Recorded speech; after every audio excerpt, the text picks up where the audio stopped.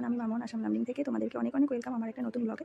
তো সকালবেলা দেখো ছেলেকে স্কুলে দিয়ে আসলো হাজব্যান্ড। তো সকালের খাওয়া দাওয়া মানে ছেলেকে খাইয়ে টাইয়ে পাঠিয়েছি, তো ভাত টাত সবই রান্না করে রেখেছি। তো হাজব্যান্ড ওকে দিয়ে আসলো, এখন যাবে হচ্ছে ও স্কুলে।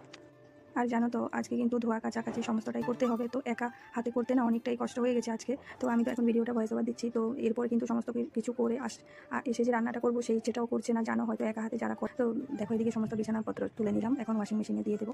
আর কাচাকাচিটা মানে ওয়াশিং মেশিনে করা হয়ে যায়, আর বাকি তো ঘর মোছা ঝাড় দেওয়া বাসন টাসন মাজা সেগুলো তো আছেই, তারপরে এক্সট্রা পাপোশ টাপোশ সব কিছুই আজকে ধুয়ে দেবো। তো এদিকে মেশিনে দিয়ে জলটা ছেড়ে দিয়ে সার্ফ দিয়ে আমি চলে যাবো একটু মানে অন্য রুমের বিছানাগুলো ঝেড়ে নেবো ভালো করে। আর এর আগেও কিন্তু এক দুটো ভিডিও দিয়েছিলাম, তো তেমন একটা ভিউজ হয়নি, তারপরেও চেষ্টা করছি, দেখি যতদিন ইচ্ছে করে ততদিন করবো। আর এই ভিডিও করাটা না একটা আমার শখে বলতে পারো। আমি এখান থেকে কিছু পাই আর না পাই, আমার ইচ্ছে করে মনে মানে ইচ্ছে হয় যে ভিডিও করি সারাদিন, যেহেতু একা একা থাকি, তো এটা করলে আমার অনেকটাই সময় কাটে, তাই জন্য কিন্তু এই ভিডিওটা করা। তারপর দেখো হাজব্যান্ডকে ভাত দেবো, স্নান করে চলে এসেছে। আর রাতের বেলা সবজি ছিল, কালকে মাশরুম রান্না করেছি সেটাই আছে, ভাত দিয়ে দিচ্ছি। আর ওইটা দিয়ে খেয়ে নেবে, আর না হলে কিন্তু সবজি না থাকলে ভাজা টাজা যে কোনো কিছু করতে হয়, ডিম সিদ্ধ টিদ্ধ দিয়ে দিই। আজকে যেহেতু সবজি আছে তো বলছে কি অন্য কিছু লাগবে না, এটা দিয়ে। তারপর আমি একটুখানি চা খেয়ে নেবো। আর এখানে দুটো বন নিয়ে নিয়েছি, ছোটো ছোটো বনগুলো, বেশি বড় সাইজ না। তো যেহেতু সকালবেলা ভাত খাবো না, আর অনেকটাই কিন্তু কাজ করতে হবে, তো একটুখানি চা খেয়ে নিচ্ছি আগে, তারপর কিন্তু আমি আবার কাজে লেগে পড়েছি। তো বিছানা চাদরটা তো তুলে নিলাম, আর এদিকে বিছানাটার মধ্যে একটু ধুলো ধুলো ভাব ছিল, তো সেটাকে ঝেড়ে নিয়েছি। আর দেখো এই যে রান্নাঘরে চলে এসেছি, ঘরটা ঝাড় দিয়ে দিয়েছি, এখন বাসনগুলো মেজে নেবো। তো রাতের বাসন অল্প কটা ছিল, আর মানে সকালবেলার খাওয়ার বাসন কয়েকটা ছিল, সেগুলোই মেজে রেখে দেবো। আর যেদিন ধোয়া কাছাকাছি থাকে না সেদিন বলো মনে হয় যে মানে কাজ শেষই হয় না।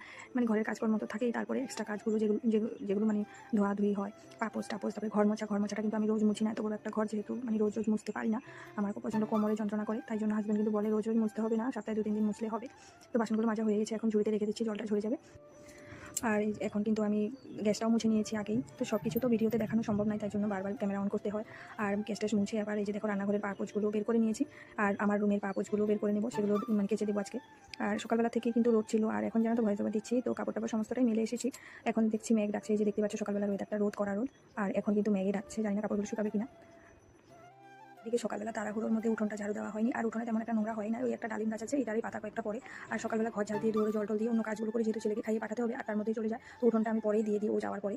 তো যেহেতু 8টার মধ্যে হয়ে যায়, তো বেশি দেরি হয় না। তো দেখো উঠোনটা ঝাড়ু দিয়ে চলে আসলাম, ঘর মুছে নিচ্ছি, এখন ভালো করে ঘরটা মুছে নেবো, সমস্ত রুমগুলো মুছে টুছে। তারপর কিন্তু আবার রান্নাঘরেরও কিছু কাজ আছে, যেমন প্লাস্টিক, আমি তো প্লাস্টিকগুলো জমিয়ে রাখি, এখানে ফেলি না। আর প্লাস্টিকটা যেহেতু পচে না সেই জন্য আমি কিন্তু এগুলোকে কয়েকদিন পর জ্বালিয়ে দিই। তো রান্নাঘরে কিন্তু মোছা টোছা শেষ হয়ে গেলে সেগুলো পুড়িয়ে টুড়িয়ে তারপরে স্নান করবো।